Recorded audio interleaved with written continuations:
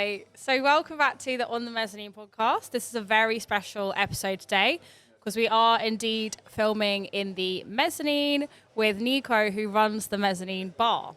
Yeah. So welcome, Nico. How are you? Well, thank you, Milan. Welcome you. No, I'm good today. Good. Sister Day, actually. Good. Great day to do a podcast. Yeah, amazing. So we've got your favorite drink here. Yeah. Obviously, And let me add the ice. let's add the ice. Forget about that. It's obviously quite a big deal because you being a bartender, your favorite drink must mean a lot to you. You must have thought about that quite hard. It does. But I change it. I don't always have a favorite cocktail. Kind of goes change with my age or with my mood. Yeah. For the last year, it's always been a martini or a Negroni. But then I reckon as I start to grow older, I just decided to move on something that is slightly lighter and less alcoholic. So here we go with the margarita. Nice. And cheers to that. Cheers. Thank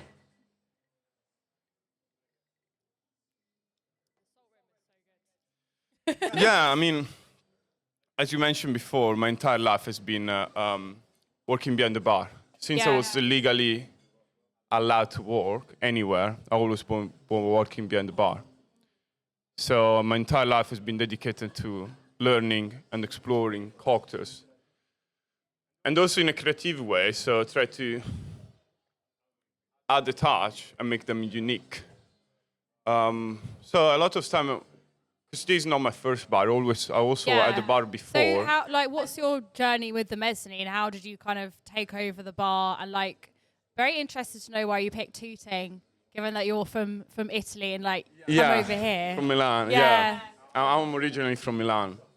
And I moved in London when I was 19, right after high school. So after high school, one of my classmates keep insisting to go and check it out London.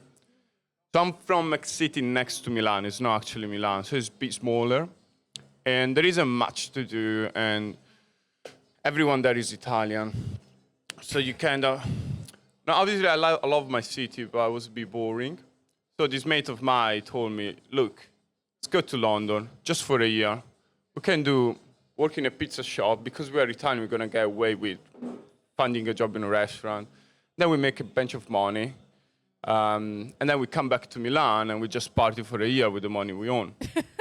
Because just so you know, guys, in Italy, we still don't have a minimum wage. So if you work in a bar, you probably earn 4-6 euro per hour. Wow. When I moved in London in 2015, the minimum wage was 6.75. Now the minimum wage is 12.42. So the minimum wage doubled in 10 years. While in Italy, we still don't have a minimum wage if you're a waiter. So this is also why it was a great opportunity for me to work as a waiter or a bartender in London rather than do it in Italy. So we came in London. So what we did, I remember the first thing, because I wasn't really speaking English. So my mom made me learn one sentence. That was, "Can I speak with the manager, please?" So my mom thought it was a good idea to teach me this sentence alone. Yeah, and then she goes like, just work in any restaurant and says that. And that's what I did. After 3 days, I was having a job. After 4 days, I was signing a contract. And after 2 weeks I was already pending in. I feel like London back in 2015, still now, don't take me wrong, I still think London is an amazing city. It's the greatest city in the world. But I was full of opportunity. It took me 3 days to find a job. After a week, I was already having a weekly salary. I wasn't great, but it was enough to pay for everything, for expenses. And my first stop was in Hall Street. Hall Street is in Shoreditch, Hackney, very close to Underground Village, Busy. XIO, and another great places. So as a 19-year-old boy, it was amazing. Coming from a small city in north of Italy and ending up in Hall Street, it was shocking. I fell in love with everything. Yeah. I was shocked that somewhere in the world was existing a city where, Italians, French, people from Africa, Kenya, Asia, people from everywhere in the world were living together in the same city. Yeah. And in a way, they were speaking the same language, which is English. And what was amazing in Hall Street, in Shoreditch, is that when you were going out, everybody kind of found themselves in the clubbing culture. Yeah. And this is when I started to really get into techno, tech house events. Nice. And they kind of give me an identity, because obviously when you move away and you're very young and you start to live away from your family, you kind of need, when you're so young, especially as a boy, because men grow up later, mature later than women. It is important to have a culture to rely on. Definitely. So obviously, my parents did a great job to do so. However, I found myself finding like a solid point in my life in the clubbing culture. Yeah. So my life was working in a bar, going out with my mate, and then spending the day after hangover eating pizza and watching Does TV sound like with a my great life. flatmates. And it was lovely. And funny enough, back in the day, when we moved in, it was 4 of us. But because we couldn't really afford proper room, it was 4 of us living in one room, in one bed. Oh my goodness. So we couldn't fit 4 people in one bedroom. So what we were doing, we were sleeping on the other. How do you say? Like we wouldn't sleep on normally.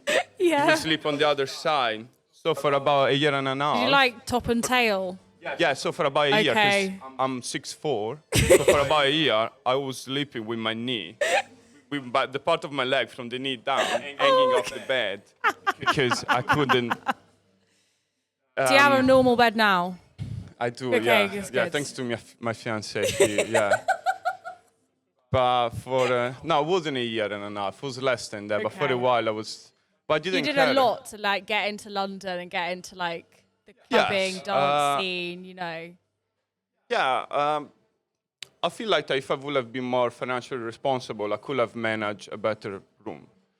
But we weren't financially responsible at all.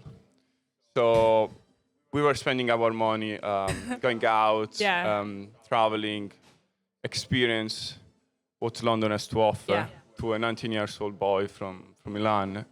And he did have a lot to offer to me. So I was working in a bar, and then after 6 months, 7 months, I fell in love with the job. And I remember telling my dad, I said, Dad, I know you probably will have ended up in uni and got a degree or whatsoever, but I said, I really love this job.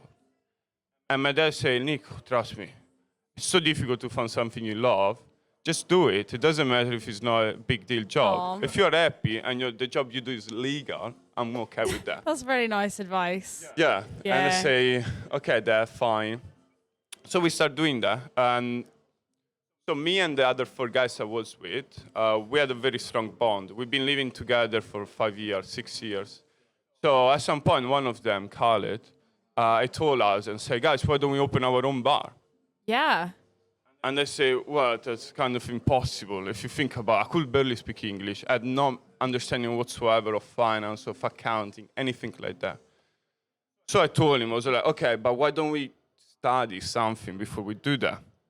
So we had the clever idea to all of the 4 of us to enter in a business school, and each one of us doing a different course.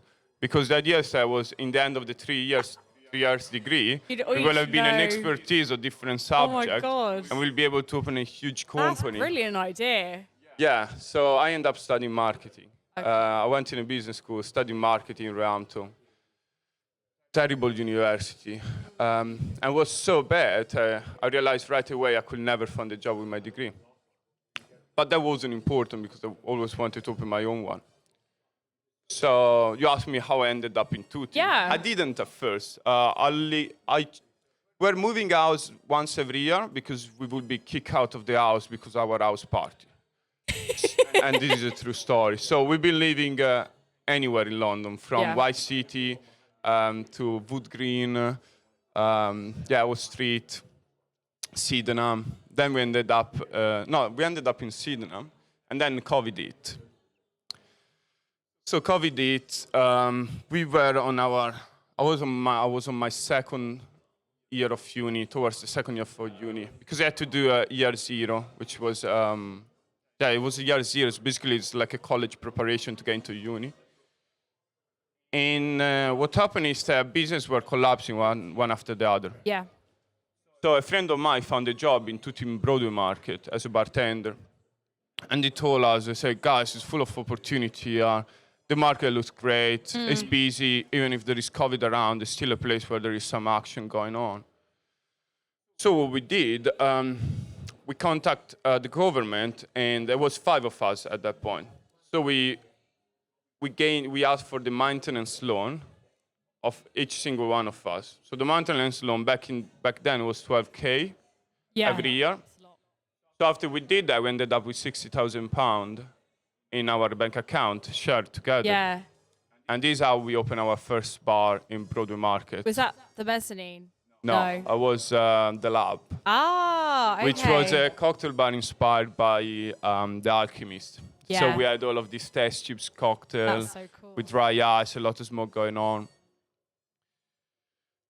But those 5 of you working together is like quite a lot, isn't it? There's a lot of like maybe different opinions and like different personalities and yes. especially like if you're going through a bit of a chaotic time of life, going out a lot. Precisely. And so we didn't work out together very well. Okay. We had different idea, different viewing point. I love those guys. Till today, they are my best mates. Oh. But I simply told them, I don't think this is working out, so I'm just going to leave. So I left. And during my year and a half at the lab, I met Marco, who is the owner of Pop Tata. Now, Where's Pop Tata? Tooting Market? Yes, Pop Tata used to be here. Yeah.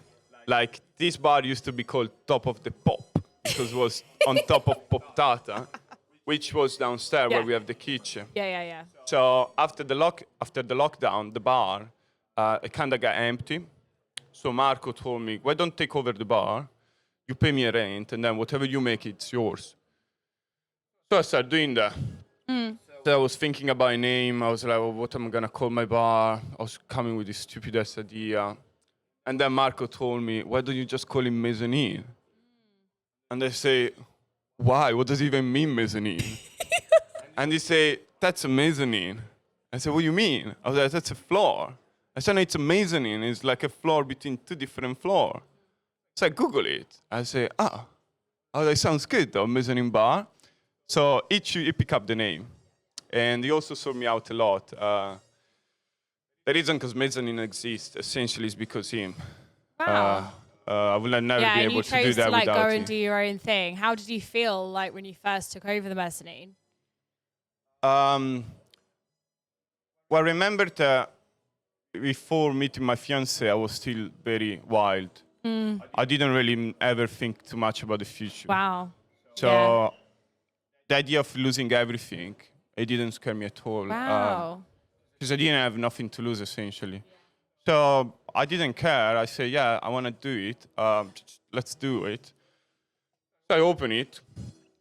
And I realized straight away that I needed some brand identity. So I contacted a friend of mine, Gaia.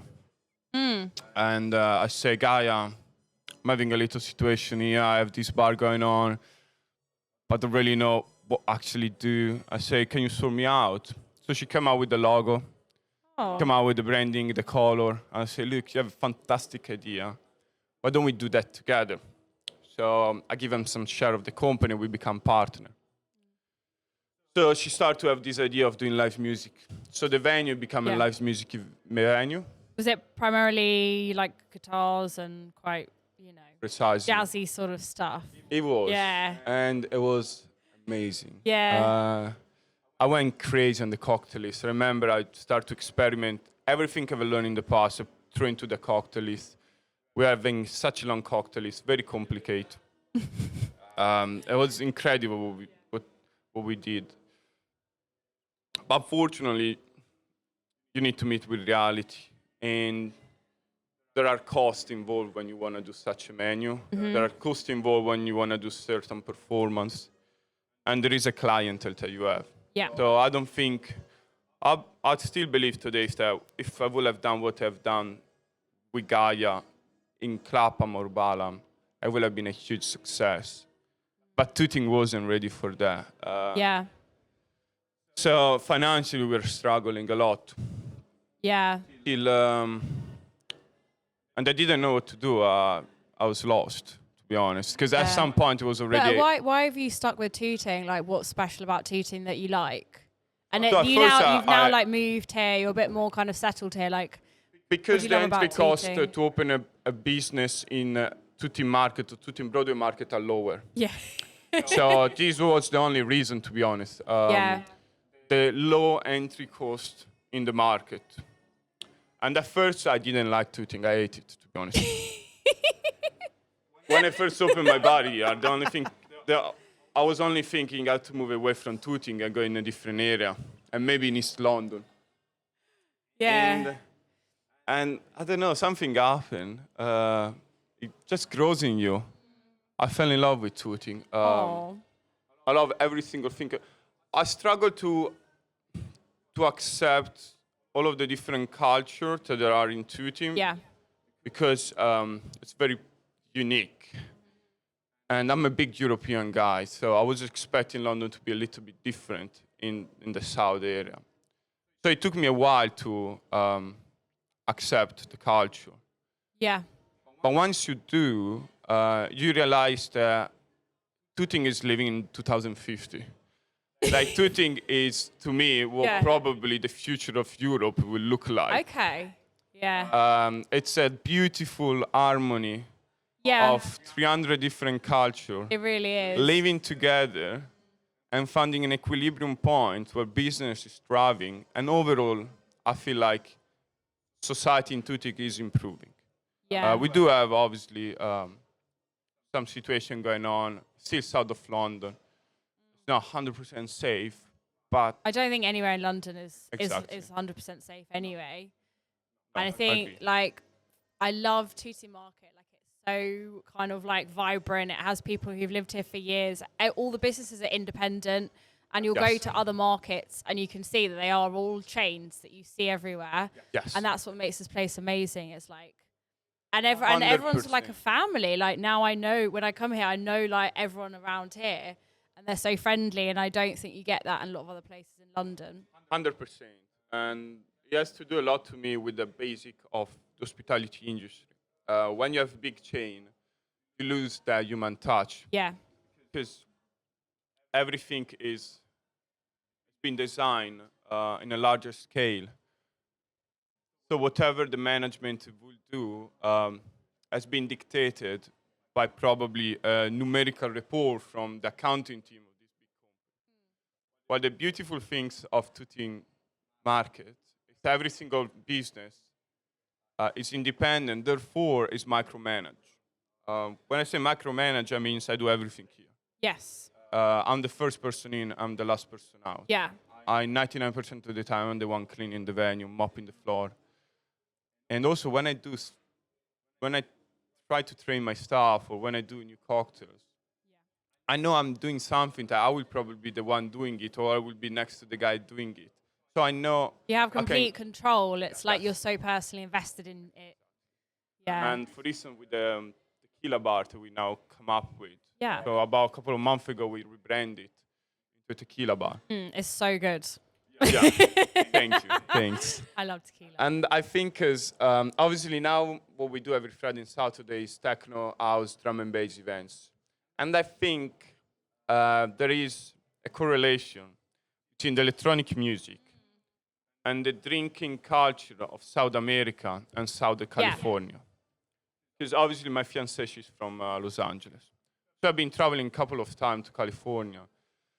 And I'm not going to lie, there is something incredible on their tequila bar. Oh, like when you go on Santa Monica, Santa Barbara, LA, and you enter in this like tequila-based bar with some music in, it's just cool. I feel there is something with the tequila or I'm not sure. Whether are the cocktails made with tequila, whether it's tequila itself. Someone told me tequila is the only alcohol that's an upper rather than a downer. There we go. Yeah. That might be why. That might be why. And now you have like a lot more expensive tequilas. I know you've got some really cool stuff going on with the ingredients as well used for the cocktails. Yeah, because as I told you before, I used to have a huge menu, a lot of cocktails. But this time I cut it down with 8 different cocktails, and most of them are all margaritas. And most of them, they follow the same ratio of ingredients. just change the spirit. So this allowed me to focus on the quality of the product. So for instance, the margarita we are drinking is made using lime juice, but the lime juice is generally freshly squeezed every 2 days by myself. I mean, that's really impressive. And I promise you, you don't find any bar in the area that freshly squeeze the lime juice every 2 days. The agave we use to make this margarita, we ship agave nectar from Mexico, which we make sure is organic. And then we do the agave water ourselves here. We use the specific ratio between agave water of lime to balance the tequila. And we use this ratio for any of our margarita, our mezcal margarita and the pisco sour, and even the paloma. On top of that, as you mentioned, the soft drink that looks slightly different is because I always believe that as a cocktail bar, you always need to follow a zero-waste strategy system. Food industry have been criticized a lot because of the huge waste on food within the industry, which is a shame. So what we do, we try to don't waste anything. This salt drink has been made by dehydrated lime skin, chili, and salt. So what I do, once we squeeze the fresh lime, we don't throw away the shell. We chop in small pieces, then we dehydrate in a dehydrator machine for 48 hours. And then we leave on the side. Then when you ask a spicy margarita, what we do, we add a spicy tincture made using the Ghana chili from the Ghana shop in Tooting Market. So we make a tincture using vodka. Then when we filter the tincture to extract the spicy tincture, you have left with the chili. So we also dehydrate the chili. And then we blend everything together with salt, and it gives you that. It is. I don't it know takes anyone who would be able to explain in that much detail how you make all this stuff and how it's so like organic and zero waste. Like, that's literally incredible. Thanks. Yeah. Is this like your real passion? Like, it's quite like scientific as well. You know. It is, and I could go much more deeper on the scientific level because naturally lime juice could stay fresh for longer, but there is a certain enzyme, I think that's how you say in English, that activate with oxygen. So actually only after 2 days you should keep the lime juice, otherwise you start to deteriorate the flavor.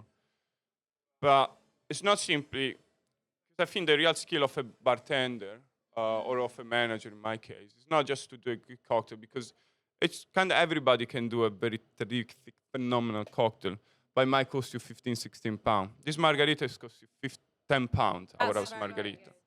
And why we do that, if you think about it, the fresh lime juice, it costs me 3 times more than what you would buy from a supplier. On top of that, it takes me about an hour to squeeze it and clean the equipment. So if you also consider the labor for a person to do it, the cost goes about 4 times higher than normal lime juice.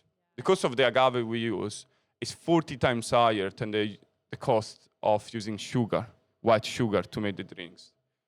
So it's tough for me. What was tough for me is to find a way to adjust the prices, make it affordable, but also keep it great.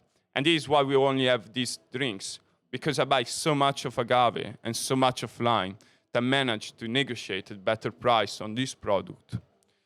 And this is essentially why that's the only things we do. Because if I will need to bring other drinks into the equation, I won't be able to negotiate exactly. And this is also why when you come here, you basically can only drink margaritas. That's why. But at least what we try to do is the best. Everyone will know, like, when you buy one, you're literally like giving your money to an independent business, and then you're giving your money to independent businesses. Yes. Like, yes. Nice little way of living, Yes, yeah, because the lime we buy are from the fruit market outside. Oh. Yeah, it's from it's from the guys outside, from the fruit market. We bought True tooting margarita. It's is. probably the first like tooting margarita. Like, I never actually thought about that. See, It tooting is. has everything. It is, and I'm gonna tell you something, guys. I'm not buying from them just because they're from Tooting. They literally can offer the best quality for the best price. Wow. Like, it's Yeah. Tooting as a city, as a place, a lot of restaurants, a lot of business has an incredible value for money. Yes, it really does. And I yeah. feel like Tooting as a community is really looking for that when they go out for a dinner, when they go out for a drink. And this is why I'm really focusing on that. When I do a mezcal margarita for £13 and I need to take the price out for £3, I have to do that because I'm using a mezcal that has a cost. And I understand you want to try to keep your drinks at the £10 level, but you can't have everything, right? No. And it's very reasonable. And there's so many bars in London and like everywhere who are already overcharging people for something that's like not a great product. They don't have the story that you're telling. And you're trying your hardest to meet that quality and like price need with everything going up. So yeah, it's like perfectly reasonable to have to increase the price. 100%. When I was in uni, I remember I was doing an accounting course. My professor was explaining to me that sometimes if you want to reduce the cost or if you want to increase profit, you don't need necessarily to increase the price of your product. But most of the time, what you can do is just cut on cost. So coming back to when I was telling you about micromanagement, I think nowadays, especially after the lockdown, the hospitality business must be micromanaged. When I was working in big bars, I remember we used to have 3 bar supervisor, 2 bar manager, 1 AGM, 1 area manager, and 1 GM.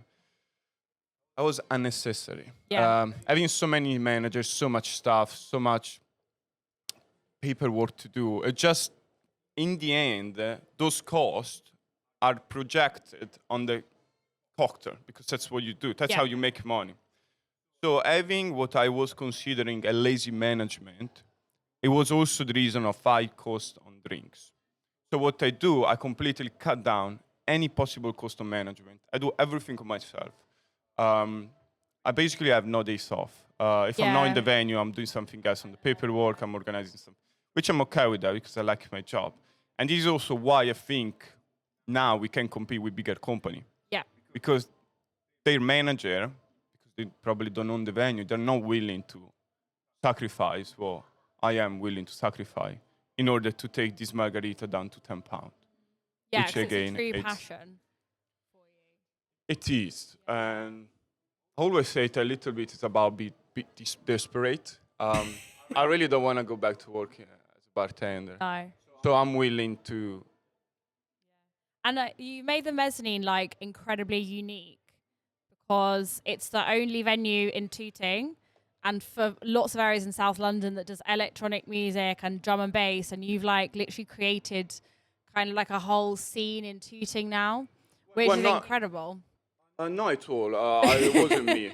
So you are like, it's like the only venue where you can get electronic music, like techno, drum and bass. So like, how did you kind of do the shift between the live music, acoustic music into this, which is also like your favorite? Like, you love techno, right? Yes, so absolutely. So you're like, let's combine the two things. Yes, it was because of Jacob. Yeah, who who interviewed last time. in the first episode. Yeah, when Jacob came out with this crazy idea to do a club night. After like 10 pints here, I think, right? No, because back in the day, it was summertime. So during summertime, the market goes down. So I couldn't afford to pay myself. So what I was doing, I was having another job somewhere else. Yeah. So Gaia was looking after the bar. So Jacob spoke with Gaia, and they organized the entire event. So when Gaia came to me and proposed me that, I was like, that sounds crazy, but give it a go. So we did the event. I was insane. Yeah. I never see the mezzanine so busy, and something was triggering to me. And I say, I wanted that more. Yeah. So we kind of tried to do that more and more. How long have you been doing dance music events here for? Almost 2 years, I think.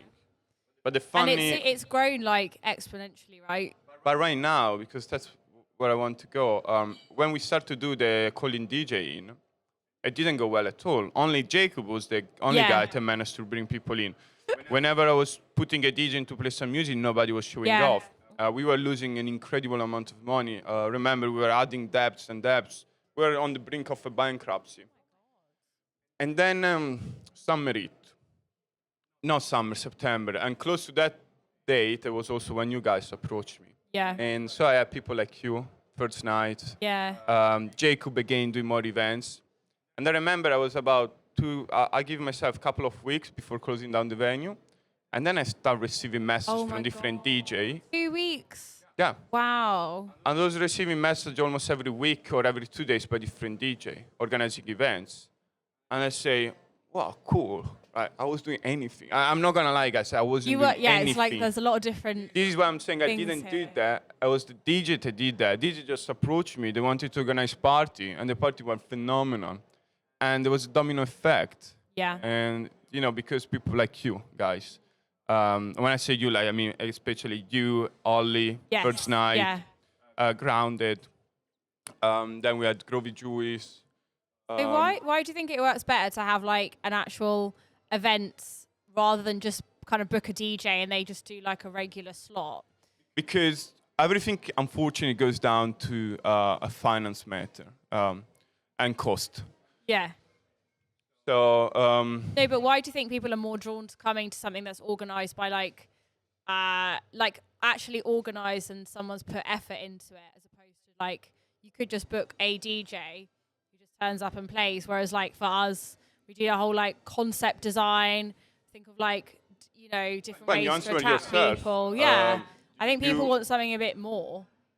Absolutely. Than just like someone turning up, doing what they do, playing like quite a classic set and leaving. Whereas like it is amazing here, all the different vibes you get from all the different events, how like they're all really personable. I think you said the key word is personable. Yeah. When we talk about we're all partying with everyone. It's not like we're standing there like all serious. No, we don't. No. Yeah, we're like a proper family. Most of the time we are partying together. Yeah. You know that we had an amazing time here, and because when let's say for instance, I want to throw an event, I put a DJ on, the whole time to organize the thing. It might even be an hour to organize that if I want to do an event, a quick night.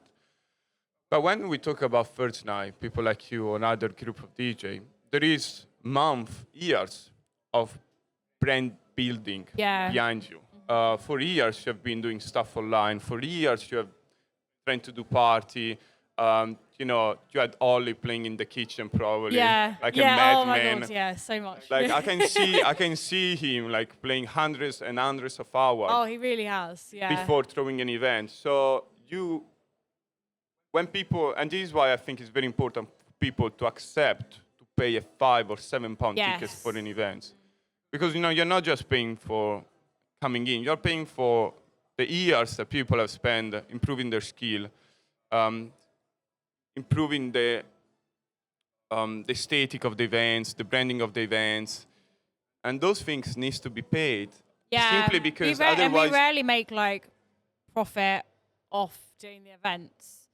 Which is crazy, which you should do it. Yeah. Which you should do it. Yeah, because we like always try and go the extra mile. Like we get the little props, like to decorate stuff. Got in our friend who's a drag performer. It's like we're very personally invested in it doing well and just creating an atmosphere. So it is like if you pay, you're giving money to, an independent like business, which is ours, and then the cocktails is like all going to you, and that's like independent and supporting people who are passionate. And sometimes I think people expect to pay more for like something that's a big corporation. Like you wouldn't say that in All Bar One. You wouldn't be like, no, I'm not paying. But like maybe people do that a bit more with kind of small businesses. I'm not gonna lie. But actually, most people here have been very nice and they are very willing. But like, But it took time. Difficult. And I think because. And I hope nobody's going to get offended with that. But the event, they were in Tooting, they were horrible. Yeah. If you go out in Tooting for an electronic night event or a clubbing night, the experience you will have will be horrible. Yes.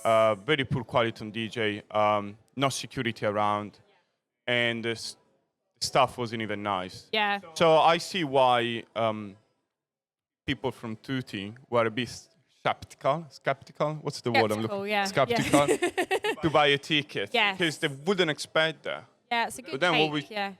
But then what we see is people come here once and they say, oh, I see why I'm paying that. And they come back and they pay it again. Yeah. So I think we need to educate people. I think there is a shift after the COVID in Tooting where, all of that area from Clapham North, Clapham Common, Balam, Tooting back is expanding. So Tooting is the next in the line to do what I believe is a little upgrade. Yes. Where you're gonna get more like a city vibe, but maintaining also an original independent community and vibe.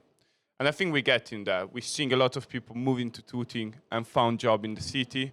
Now that people are back into the office, they're moving more back in London, and a lot of people are coming here in Tooting because it's still affordable. You're still on the Northern Line.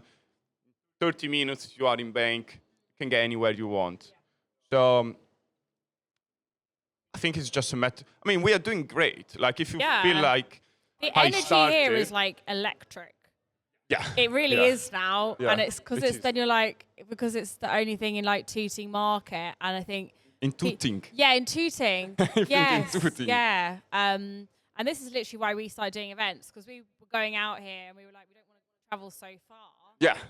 Why don't we just do what we want to do for other people? Yeah. And like, you've been so good to work with, and that's why, like, obviously we're working together for almost a year now, and I feel like we're like, very good friends, and we're I feel very, like I've been knowing you forever.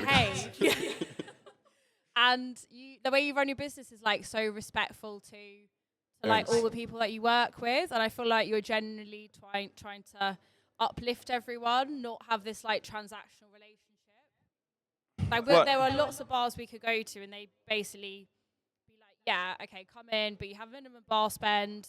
They might even charge us to run events there, like make it where it doesn't feel personal. But with you, you're very connected to it. Like, we're always a good team.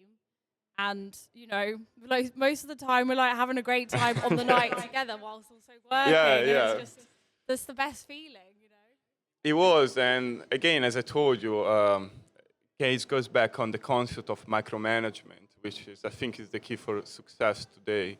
If I work so many hours in my bar, there is no way I can't have fun. You know what I mean? Like, I can't work 60 hours in a bar and act like a robot. So whenever obviously I meet you guys, we have a night out, we do an event here. Like, it's for my mental health. I need to enjoy it. Yeah, Otherwise, I would go insane if I just work and don't enjoy it. But also, it's not just because you're nice guys. I need you. I need people like you, because in the end of the day, I need great DJ, great promoter to do the event. 99% of the time, you did something, you nail it. So obviously, I'm having good time with you, because I like you personally, guys. But mainly it's because you run successful event, and we need that. Yeah. So now you have more, like, I'm seeing you get loads of promoters coming to you to do events. Yeah. You have such a full calendar now. Yeah. What do you look for when you kind of take someone on? Is there a criteria yet, or just go with the vibe? No, because like I remember I had one DJ that sent me a 10-page PDF on on his performance and everything else. That's very commendable. And I wasn't that good in the end, the event. So I don't really, I can't judge. I saw everything. Like, I saw people that wouldn't believe in them at all, but I didn't have anything on. So I was like, okay, I'm going to put this day on. And then he did a terrific event. Yeah. So I said to myself, there's no way in this industry you can judge a book from its cover. So honestly, I have no criteria at all. Obviously, people that have done events before, they've been successful, they got the best date. The days I have free because nobody has booked them is when I put the new guy. Now the new guy goes in, it does the event, does well, comes back. But I'm not judging, I have no criteria. I just want to see them be motivated. Yeah. I remember last week we had an event, Ashale, I think. And there was these 3 boys coming, text me on Instagram, I think. And they say, we want to do an event. And they show up one day, they had the chat. It was a great vibe. And I said, let's do it. That was incredible. I was insane. And that was just one example where, they didn't promote themselves as very professional. They didn't really show off much. They just came to me and said, we want to do an event. We're going to have some mates over. I say, guys, are you sure you can fill it up? And they say, yeah, we think so. I say, we think so. Oh. And then they text me 3 hours before and they say, oh, we had to stop the ticket on array because we are over 100 tickets sold. Oh, wow. I say, okay, I'm going to have a chat with the security then and make sure we got an extra, they're going to keep an extra eye on the door.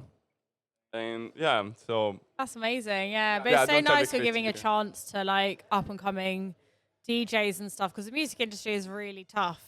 And again, it does rely on like things like how many followers you have on Instagram and like No, that not kind at of thing. all. Whereas you're doing complete opposite. You're like, prove me wrong rather than not give someone a chance from the off, which is nice. Yeah, I mean, also we reach a point where we have our own customer. So again, because people like you, we have established some reputation. So people come on a Friday night, they don't even look at the event. Yeah. They just know there is a good DJ down, so they come. So I'm not worried anymore too much because I know regardless, it will be something. I will Yeah. have some people show up eventually. Yeah. We only had one. No, we don't really have any actual accidents so far. We obviously, you might have some situation, but they all get sorted out in literally less than a minute because the incredible security we have. I think if you've got good quality events as well, you naturally attract like a good crowd. Yes. You know, and the more effort you put in, like the more like people you want to attract will come. Yes. You know, like the word is definitely spreading. Yeah, and yeah, this is true. It's amazing because it's something I don't really know how to control, but it's just happening. And Yeah. I remember it at first, actually, we had some funny people showing up. And the more the events got better, for some reason, the less weirdo we start to have in the venue. Yep. And the Yep. nicest people start And to that's show why up. also if you charge as well, it's like Yes. you're saying this is a quality event, you know, and you will get put people off who just want to like wander around Willing and come to pay for for that. trouble. Yes, Yeah. precisely. Obviously, if you want to pay a ticket, go there because you want to enjoy your night, you want to enjoy the music, the events, and you're not looking for trouble. You're not looking. So yeah, security is definitely our top priority. I'm even more concerned about security than I am about the DJ. Yeah. For me, being able to, but also for myself. I Yeah, of don't wanna work in a volatile environment. I don't wanna put any of my stuff at risk. So security is the number one priority for us. Then it comes to the quality of the music, and then everything else is follow. But and also like obviously making sure we can provide a reasonable price for our drinks. Yes, you might pay £6-7 for a ticket, but then you have a pint for £5.50. Yeah, it's so reasonable. You know what I mean? Like, where can you buy a £5.50 Nowhere. anywhere? Nowhere. You know what I mean? Yeah, not even just in London. Like everywhere is so expensive. I know. Like, I don't want to make names, but if you go in the pub outside the market, Yeah. well, I It's think probably the like ticket for £7.50. £7.50. It could be £8 for like a Peroni now. It's Yeah, just yeah. crazy. Pretty wild, and it's definitely something. I don't know. What's the meaning of clubbing anymore if it's so expensive? You know what I mean? Exactly. Clubbing is something that it's for the people. Yeah, I It's- think you need a sense of freedom as well, right? but The also- more you pay, the more you're like, it has to live up to your expectations. A lot of bigger clubs as well, you can pay like £60, paid £60 to go to drum sheds. The security are like quite rude. They tried to like confiscate one of my pieces of jewelry because I thought I was Yeah, going to you choke told me someone with that. it. And then like the bar staff are in a bad mood because it's so busy. And like, actually, I'd rather give like £10 to a smaller event where I feel more like happy and free rather than these massive companies. Yeah. No offense to drum sheds, great venue, No. but some of the personable aspects like just are not there. Whereas here, like everyone's so nice, makes you feel very comfortable. 100%. But again, to me, it's a basic principle of the clubbing culture in the UK. I feel like life can be very stressful and tough sometimes. Yes. Clubbing is one of those things that makes you go through your life. does. It helps with your mental health. Like, I don't care what people tell me.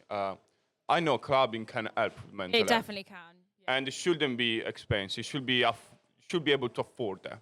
Now, if you come to Mezzanine, on the first night event, you pay £7 for a ticket. And then you can have 4 pints for 22 quid. Exactly. For less than £30, you have a night out with top DJ, top security, and a phenomenal welcoming staff. Yeah. Now, that's the deal. And this is why we're growing so much. Yeah. Because of that. Exactly. So, And I, like, when I do an event, I always take the time to have a chat with someone random. I know, we you also guys talk do with as randoms. well. We Yeah, also and do like, you that. don't get that in many other places. I think we found a place. Just don't want to have a business here. I want to have a family here. Like, I can see myself comfortable on raising a family in Tooting now. I think like it's getting. Also, if you think about what the little kids can gain by living in a place like Tooting, it's gonna be a very mature and individual with 360-degree view of the world. Yeah. If you live in Tooting, you can survive anywhere. If you live in Tooting, you can survive in Africa, you can go in India, you can go pretty much anywhere in the world, and you more or less know how to deal with certain culture. Okay. Yeah. That's what I feel a lot. Like if you get Tooting right, it gives you enough skill to basically deal with any culture in the world. Yeah. And yeah, it's unique. Yeah. It's been amazing. Yes. We're going to have to wrap up very soon. Okay. But my final question is, Right. what's your hot take on like the hospitality industry and like music and clubbing? What does it mean not take? Oh, so like something slightly controversial, like your opinion. So, on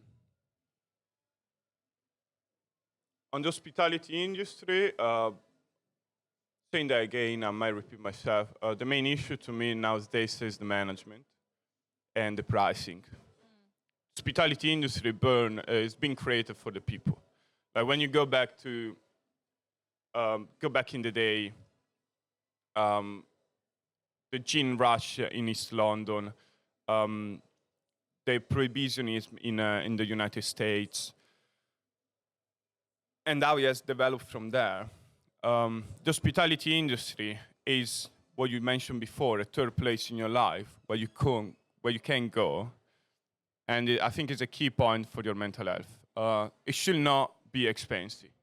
It doesn't matter what, and there might be also something the government might need to step in, but it's not fair. It's not fair that we need to have certain prices to be able to afford to pay rent. Yeah. That's probably my hot take from the hospitality industry is the pricing. And when it comes to the clubbing culture, that was the second one. Probably support your independent, like grassroots events rather than just the big ones now. I think that's what I feel. Yes. Well, not necessarily, because I remember having beautiful memory of Egg. Like, Egg is my favorite club in London. I would say it changed my life when I when I find out about Egg. And when I went to Egg for the first time, I feel like my life changed. It's not very independent. It's big. And, yes, support small parties, but you can make the bigger ones just better. Just go out more. Yeah. I feel like people are stopping going out. Guys, it's healthy to go out once in a while. You don't need to go blackout drunk on a night out. No. But it's healthy. Go out of your house. Go out. Every time I went to Egg, I met new people. And the best nights I have is when I lost all of my mates. It was me, myself, and I. For 5 hours till 6 in the morning, and I would meet so many other people. And some of these people I've been in contact for a while as well.